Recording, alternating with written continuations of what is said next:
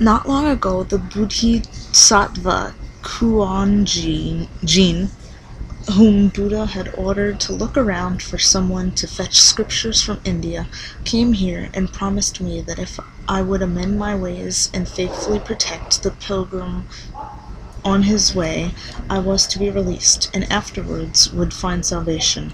Ever since then, I have been waiting impatiently night and day for you to come and let me out.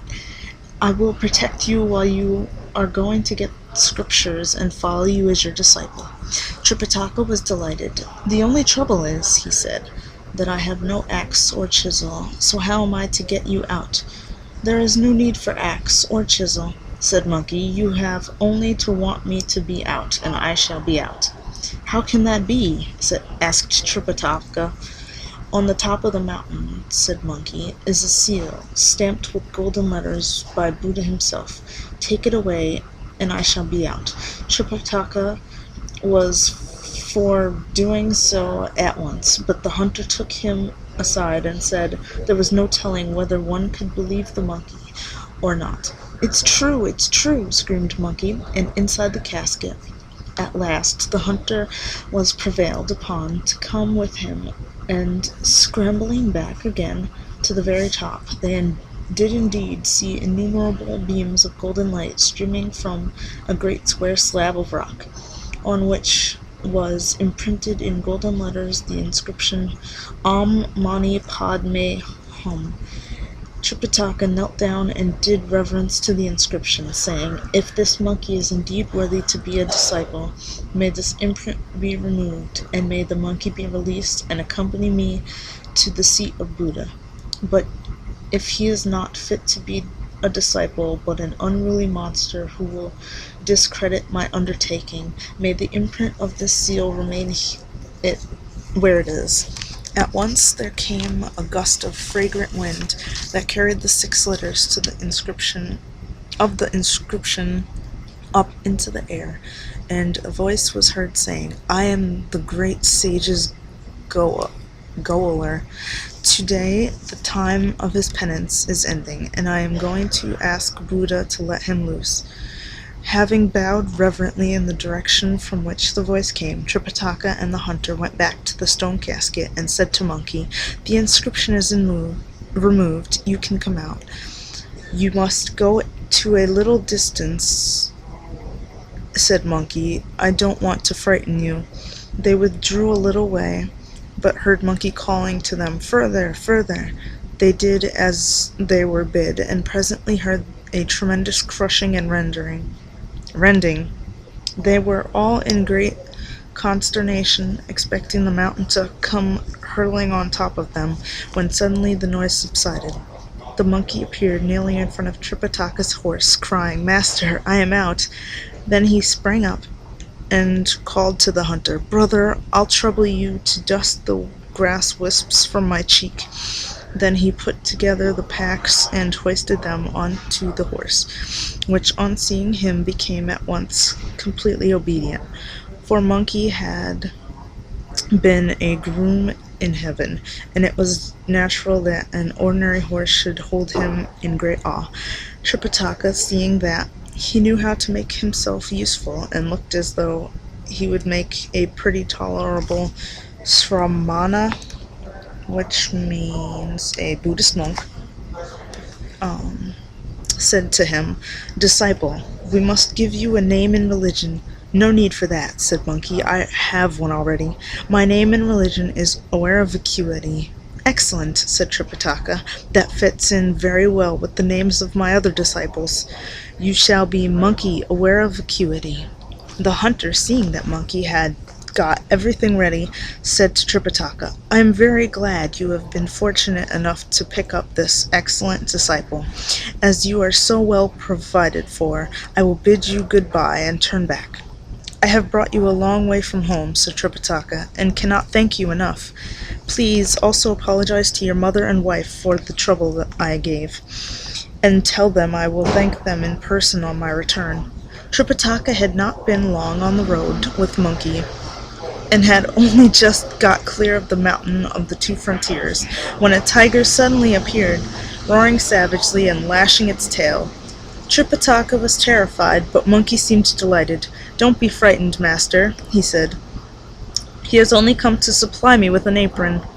So saying, he took a needle from behind his ear, and turning his face to the wind, made a few magic passes, and instantly it became a huge iron cudgel, which means club.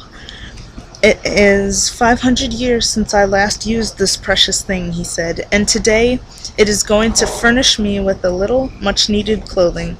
Look at him," he strides forward, crying, "Cursed creature, stand your ground." The tiger crouched in the dust and dared not budge. Down came the cudgel on his head. The earth was splattered with its blood. Tripitaka rolled off the horse as best he could, crying with an awestruck voice, "Heavens! When the hunter killed that stripy tiger yesterday, he struggled with it for hours on end, but this disciple of mine walked straight up to the tiger and struck it dead. True indeed is the saying, strong though he be, there is always a stronger. Sit down a while," said Monkey, "and wait while I undress him. Then, when I am dressed, we'll go on." "How can you undress him?" said Tripitaka. "He hasn't got any clothing." "Don't worry about me," said Monkey. "I know what I am about." Dear Monkey, he took a hair from his tail, blew on it with magic breath, and it became a sharp little knife, with which he slit the tiger's skin straight down and ripped it off in one piece. Then he cut off the paws and head, and trimmed the skin into one big square. Holding it out, he measured it with his eye, and said, "A bit too wide, I must divide it in two." He cut it in half, put one half aside and the other round his waist, making it fast with some rattan that he pulled up from the roadside.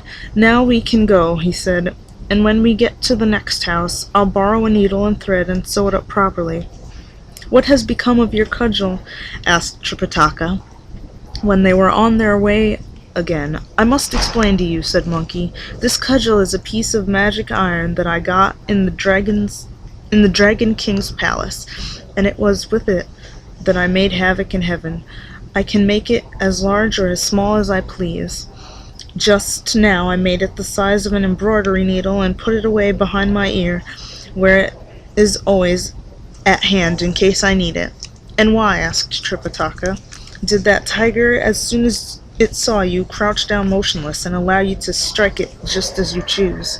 "The fact is," said Monkey, "that not only tigers, but dragons too, dare not do anything against me.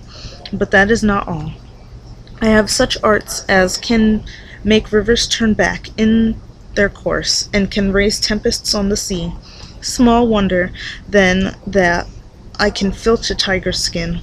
When we get into real difficulties, you will see what I am really capable of." "Master," said Monkey presently, "it is getting late. Over there is a clump of trees, and I think there must be a house.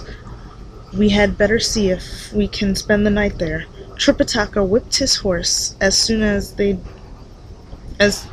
soon they did indeed come to a farm, outside the gates of which he dismounted.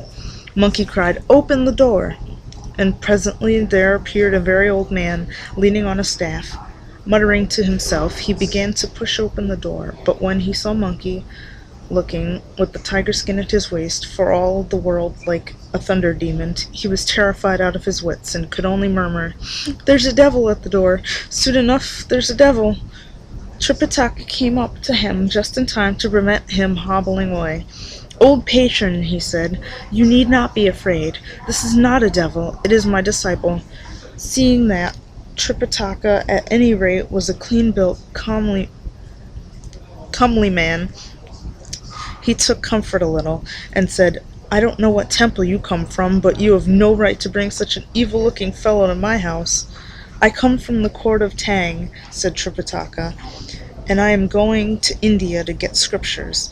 As my way brought me near your house, I have come here in hope that you would consent to give me a night's lodging. I shall be starting off again tomorrow before daybreak." "You may be a man of Tang," said the old man, "but I'll warrant that villainous fellow is no man of Tang."